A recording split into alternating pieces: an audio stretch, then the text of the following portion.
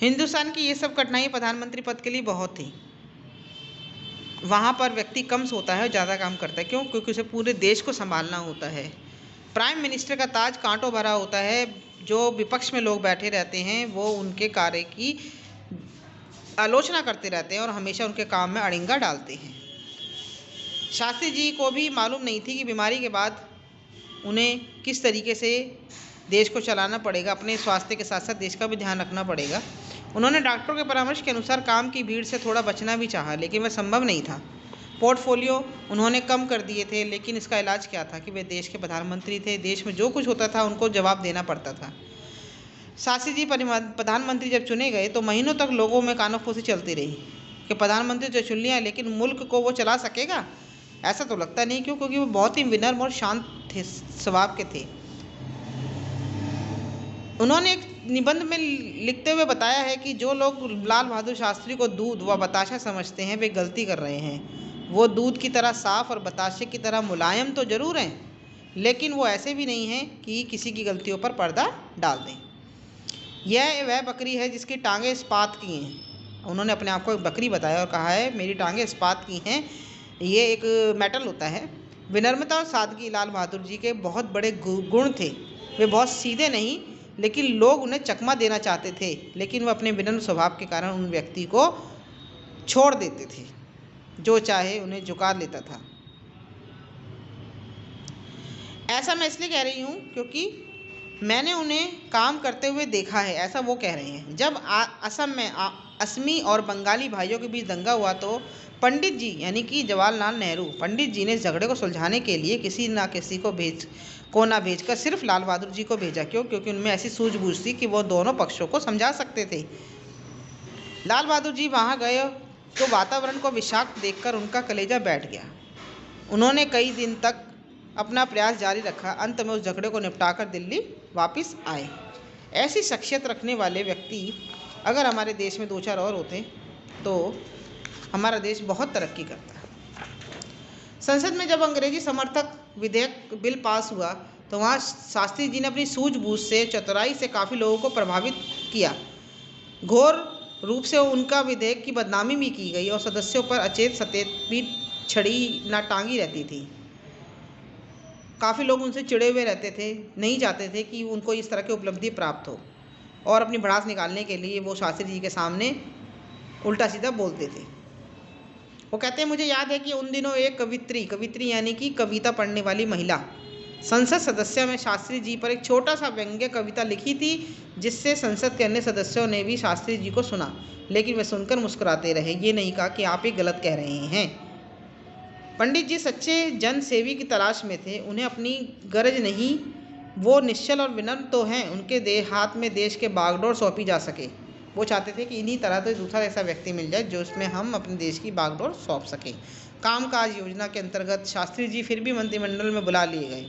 तब इस बात पर स्पष्ट संकेत है कि देश के सामने अपने उत्तराधिकारी को खड़ा कर रहे थे। शास्त्री जी ने प्रधानमंत्री गद्दी पर आकर यह प्रमाणित कर दिया कि वे सर्वथा योग्य हैं इस चीज़ के लिए है। उनके अंदर दृढ़ता, निर्भीकता, आत्मनिर्भरता, सूझबूझ कूट कूट के भरी हुई थी। भारत के सभी प्रधानमंत्री अगर लाल बहादुर शास्त्री जी के समान हो जाएं तो सिर्फ 25 वर्षों में ही यह देश बहुत आगे निकल जाएगा और उच्च स्थान प्राप्त कर लेगा। लाल बहादुर शास्त्री जी ने भारतवासियों के माथे पर जो ऋण छोड़ा, उससे ऋण होने के लिए हम क्या कर सकते हैं? कुछ नहीं कर सकते हैं, जैसा उन्होंने हमारे देश के लिए किया। जब वह स्वर्गीय होने को आए, भारत गौरव से गर्दन तान कर चलता था। उन्हें जो सेना मिली थी वह भी ग्लानि से भर गई, दबी हुई थी, किंतु शास्त्री जी ने उस सेना को मांझ कर फिर से ताज़ा व जवान कर दिया। उनके अंदर एक क्रांति भर दी। ये हम भी वीर हैं, हम भी मरने और मारने के लिए तैयार हैं, माहिर हैं, कुर्बानियाँ दे सकते हैं अपने देश के लिए, चाहे वो देश के भीतर हो या देश के बाहर। कोई भी शत्रु हो, हम किसी को भी मनमानी नहीं करने देंगे, धूल चटा देंगे। एक यही दान सबसे बड़ा दान है स्वतंत्रता के लिए। स्वतंत्रता के बाद इतिहास में अनेक राजा हुए, राजनीतिज्ञ हुए, छोटे शासनकाल में देश में बहुत सारे लोग हुए, लेकिन शास्त्री जैसा कोई नहीं था। शास्त्री जी की दृढ़ता और उसका आत्मविश्वास तो देखते ही बनता है। अमेरिका में पेच डाली की अन्न हम उन्हें महीनों महीनों देंगे, और शास्त्री जी का कलेजा उठाकर, मगर वाणी उनकी गर्म नहीं हुई। उन्हें कोई कुछ भी कहता था, उल्टा सीधा बोलता था, लेकिन वो कभी भी गुस्से से या गलत शब्दों का इस्तेमाल करके उसको जवाब नहीं देती थी। उनकी संजीदगी ही सिर्फ उनकी अटूट रस्सी थी जिसमें वो बांधे रहते थे सबको। वो सलाह दी कि पेट पर रस्सी बांधो, साग सब्जी ज़्यादा खाओ। पेट पर रस्सी बांधो, रस्सी बांध लोगे तो पेट अंदर हो जाएगा, साग सब्जी ज़्यादा खाओगे तो पेट पचक जाएगा, मोटे नहीं होगे। तो इस तरीके से वो शाम को उपवास रखते थे। हमें जीना है तो इज्जत से जिएंगे, वरना भूखे मर जाएंगे। बेइज्जती की रोटी से इज्जत से मरना ज़्यादा अच्छा है। नतीजा यह हुआ कि अमेरिका के अन्न के कोटे को 1 करोड़ टन से बढ़ाकर 1.5 टन कर दिया गया। नेता को अक्सर बकते ही रहते थे कि इन बातों का असर नहीं होता था। दुनिया जानती कि शास्त्री जी जो कहते थे वही करते थे, इसलिए उनकी बातों का असर लोगों पे बहुत होता था।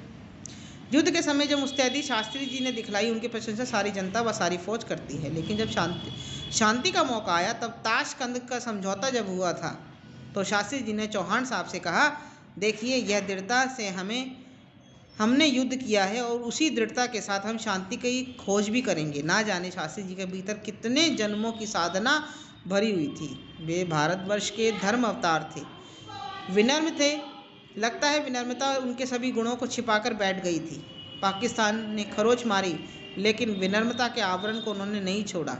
युद्ध का नेता प्रकट हो गया और भारत की जनता निहाल हो गई। हाँ भारतवासियों, तुम्हें निराश होने की आवश्यकता नहीं है। लाल बहादुर जी ने प्रधानमंत्री बनकर, उनसे युद्ध लड़वाकर, उनके द्वारा तुम्हें विजय दिलवाकर, फिर युद्ध की आग पर हाथों पानी डालवाकर भगवान ने तुम्हें ढांढस बंधवाया। जो भी आदमी शास्त्री जी से मिलकर वापस आता है, वह अपने मन में यह जरूर सोचता है कि वह भी एक दिन भारत का प्रधानमंत्री बने। लेकिन प्रधानमंत्री वही बन सकता है जिसके अंदर इस तरह के गुण हों। लाख बातें सुनने के बाद भी अपना आवेश ना खोए, अपने सूझबूझ में शालीनता में रहे। अगर अर्थ देना है, उत्तर देना है, तो इस तरीके से दे कि वो सर्वसम्मत के लिए हो, सबके लिए सुखकारी हो। सबसे सीधा, सबसे श्रीहीन और सबसे कम तेजस्वी दिखता है, लेकिन अंदर से बहुत ही गठीला है, दृढ़ निश्चयी है। सारा भारत उसकी आज्ञा में रहना सीख गया। और कहते हैं लोगों ने उनकी तारीफ सिर्फ इसलिए नहीं की कि वे सीधे कमज़ोर थे, ये उनका भ्रम था।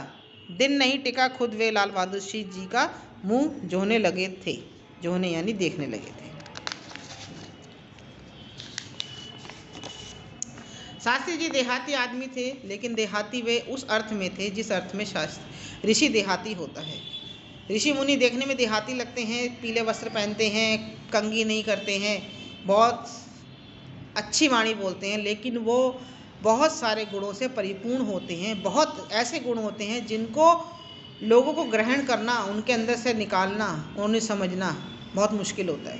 ऐसी ही प्रवृत्ति के हमारे लाल बहादुर शास्त्री जी थे। जंगल में रहते थे, मगर सारी अयोध्या उनके अहीन थी।